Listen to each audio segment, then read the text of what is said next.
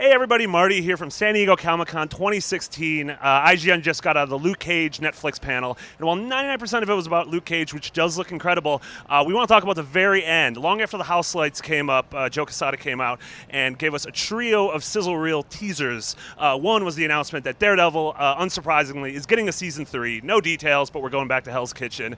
The next one was a Iron Fist teaser, very short. You see Danny after the plane crash in the mountains, just sort of a tone piece. And then we got the logo, which is this really cool sort of ancient parchment with a dragon on it. That's also coming 2017. And then the final thing was the briefest of teases about the Defenders show. The music was set to Nirvana's Come As You Are. Very cool. All that was very cool. All that's in the future. So the most important thing is Luke Cage right now.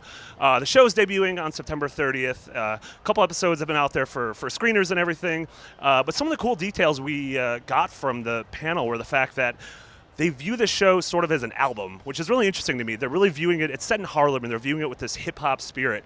And they said that they want people to consume this the way you would consume an album back in the day, which was, you sit down, you listen to it start to finish, which is what's something that sort of like Netflix and Hulu and these streaming services, you can only do by binging a show, which I found super cool. We got some more footage, some quick clips of stuff we're going to see in Luke Cage Season 1. It has a darker, grittier tone. Luke is a much more, ferocious superhero than Daredevil or even Jessica is. He's much more sort of in tune with his powers. We see him going through a prison and kicking down giant barred doors. We see him walking into a gym. A bunch of guys are shooting him up, and the bullets are just bouncing off. The footage looked really cool. It looked just really angry, raw, and aggressive. And I like the fact that this is a different Luke Cage than we saw in Jessica Jones, because in Jessica, we viewed this character through her eyes, whereas in Luke Cage, we're finally getting a perspective on who this guy is, through his neighborhood and through him. And they also mentioned that Harlem is so important to the show, because Harlem is a character in and of itself.